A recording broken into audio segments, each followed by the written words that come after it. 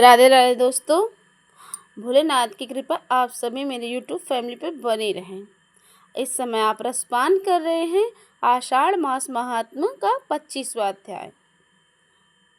इसके पहले राधे राधे आपने दोस्त। रसपान किया था आप सभी लोग ब्रह्मलोचा नाम की एक अप्सरा के बारे में। उसने राधे राधे कैसे दोस्त। देवराज इंद्र बस के कहने पर कंडू मुनि ऋषि की तपस्या भंग करने की चेष्टा की।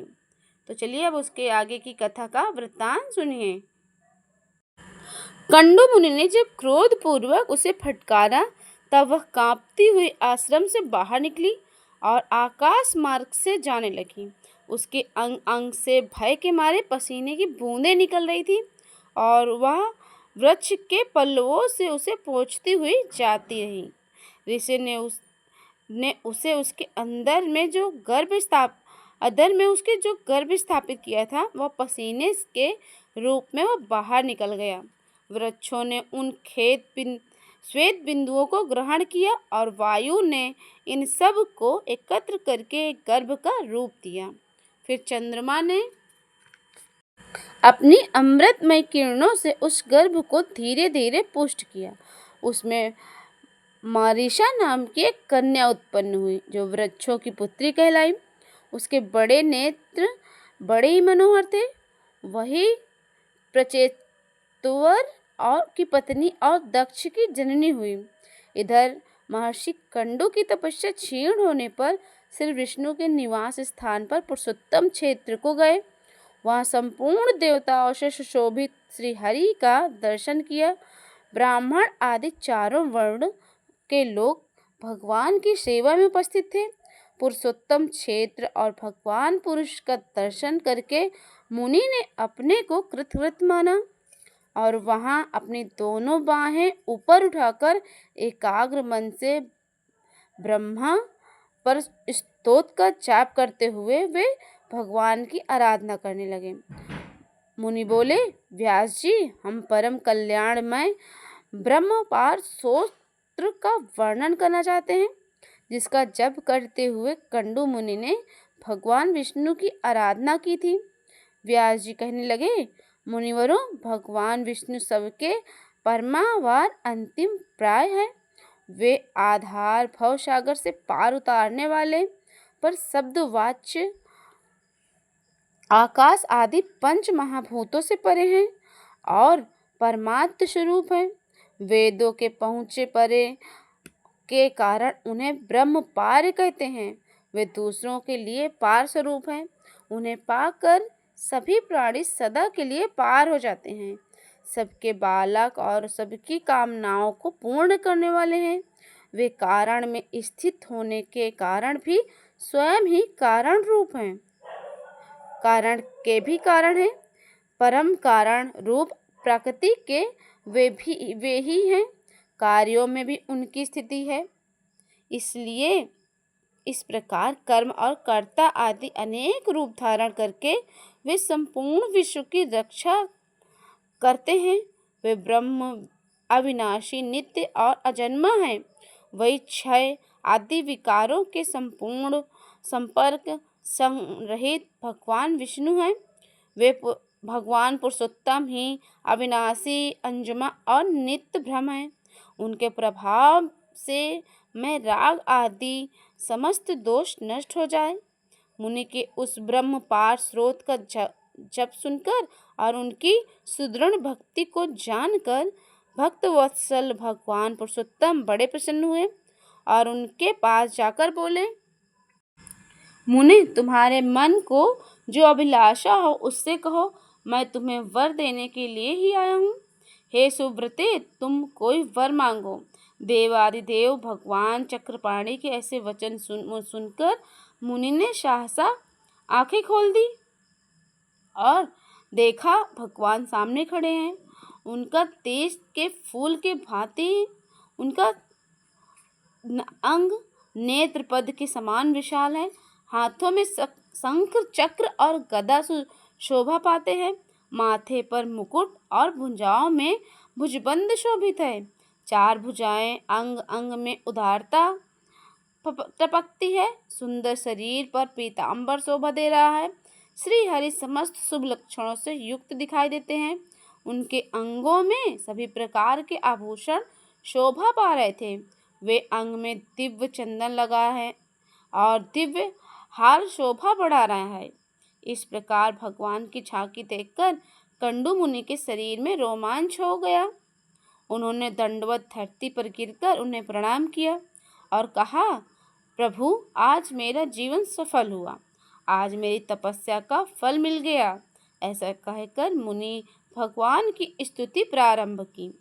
कंडू ऋषि मुनि बोले, हे नारायण, हरे श्री कृष्ण वत्स साग्र श्री जपते हरे जगत द्विज जगत धाम जगत साक्षी नाम नमस्कार है।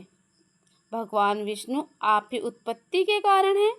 प्राकृतिक और उत्तम पुरुष दोनों में उत्तम होने के कारण आपको पुरुषोत्तम कहते हैं। हे कमल नयन गोविंद जगन्नाथ, आपको नमस्कार। आप हिरण गर्भ लक्ष्मी पति और आप सनातन पुरुष हैं। पृथ्वी आपके गर्भ में है।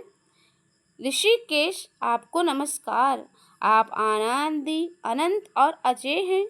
विजयी पुरुषों में श्रेष्ठ आपकी सदा जय हो। हे श्री कृष्ण, आप अजित और अखंड हैं। हे निवास, आपको नमस्कार। आप ही बादल और धूप वर्षा और गर्मी करने वाले हैं। आपका पार पाना अत्यंत कठिन है। हे प्रभु, आप बड़े कठिनाई से प्राप्त होते हैं। दुख और पीड़ा का नाश करने वाले, हरि जल से शयन करने वाले नारायण, आपको नमस्कार। आप संपूर्ण भूतों के पालक और ईश्वर हैं।